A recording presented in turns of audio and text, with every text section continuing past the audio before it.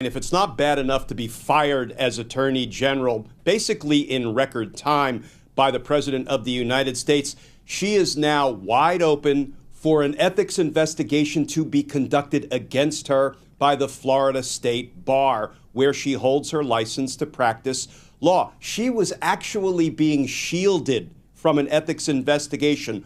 Why? Well, each of the 50 states and the District of Columbia have their own rules and regulations and protocols regarding when they will and when they will not engage in an ethics investigation. Down in Florida, the state bar has a rule that they are governed by. They must follow this rule.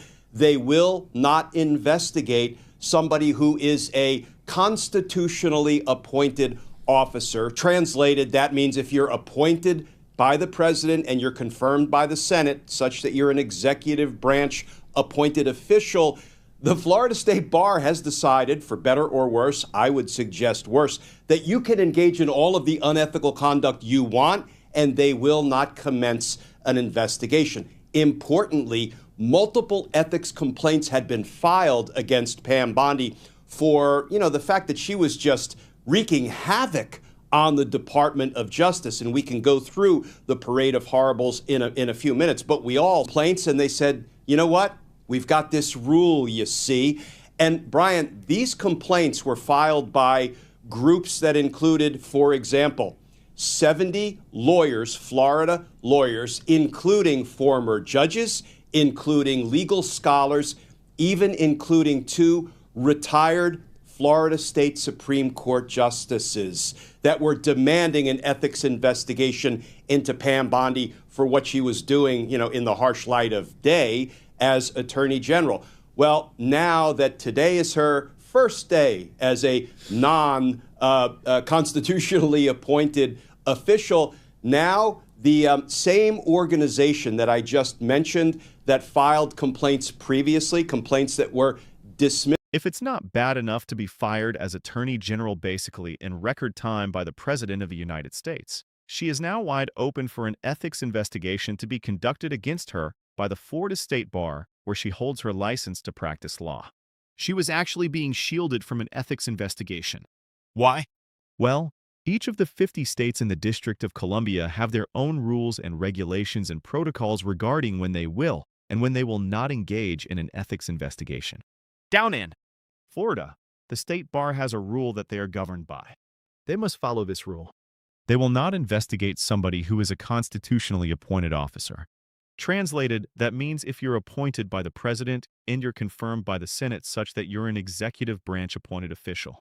The Florida State Bar has decided, for better or worse, I would suggest worse, that you can engage in all of the unethical conduct you want and they will not commence an investigation. Importantly, multiple ethics complaints had been filed against Pam Bondi for, the fact that she was just wreaking havoc on the Department of Justice. And we can go through the parade of horribles in a few minutes. But we all complaints, and they said, you know what? We've got this rule, you see.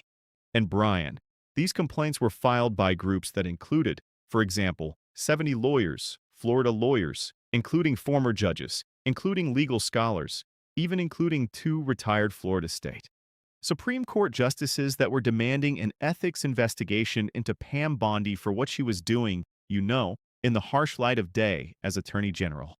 Well, now that today is her first day as a non-constitutionally appointed official, now the same organization that I just mentioned that filed complaints previously, complaints that were dismissed.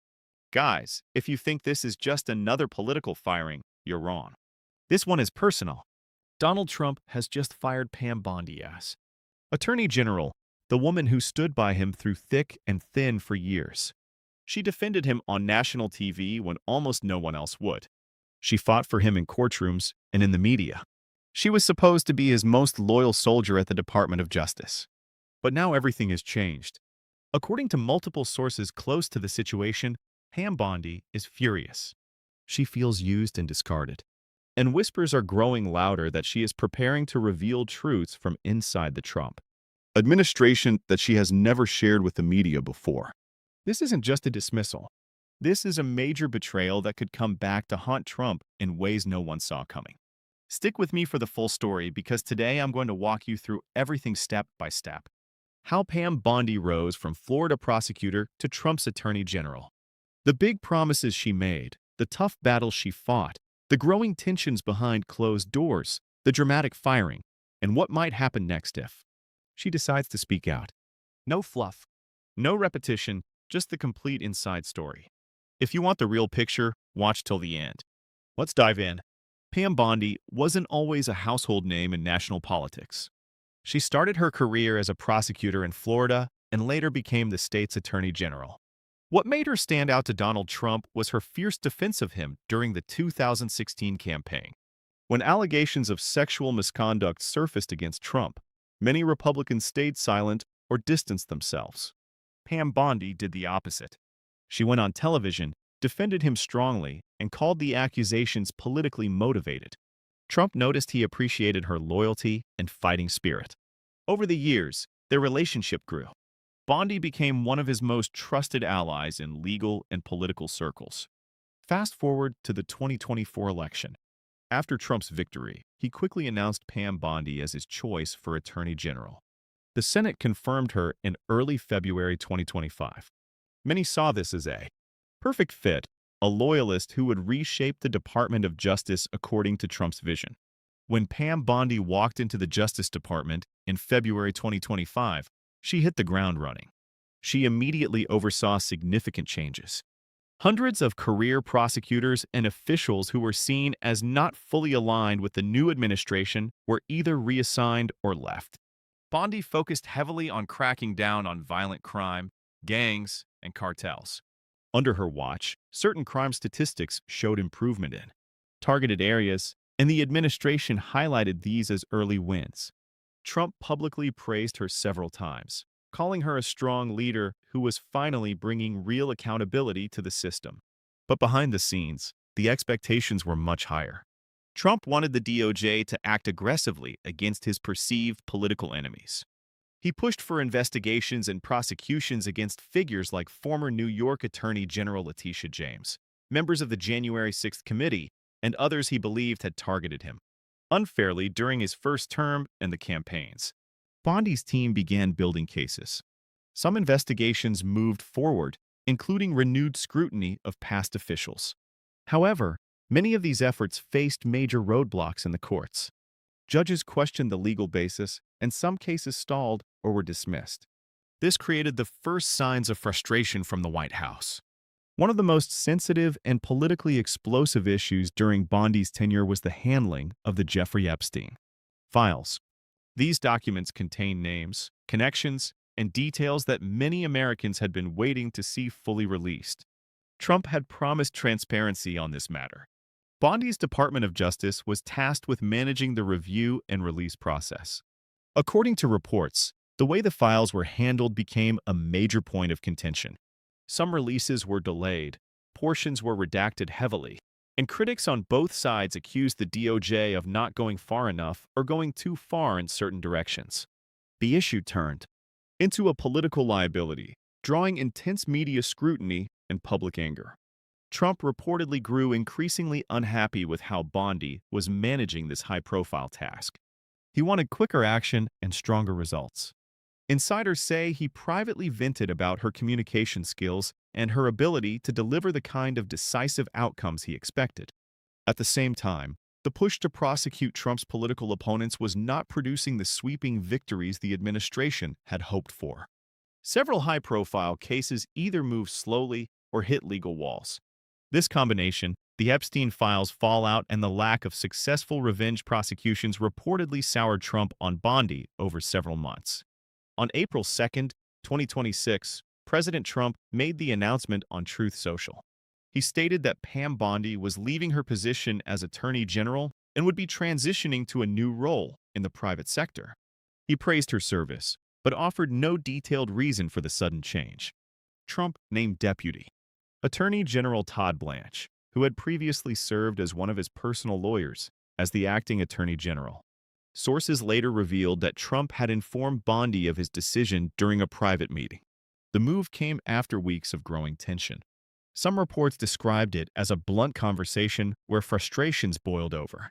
Bondi responded publicly with a short statement, calling her time as Attorney General the honor of a lifetime and saying she would help with a smooth transition over the next month. She appeared composed, but people close to her suggested she was deeply disappointed and felt the loyalty she had shown for years was not reciprocated. Now, here's where things get really interesting. Pam Bondi served at the highest levels of the Trump administration. She sat in on sensitive meetings. She saw how decisions were made at the Department of Justice. She knows details about the Epstein files process that have never been fully explained to the public.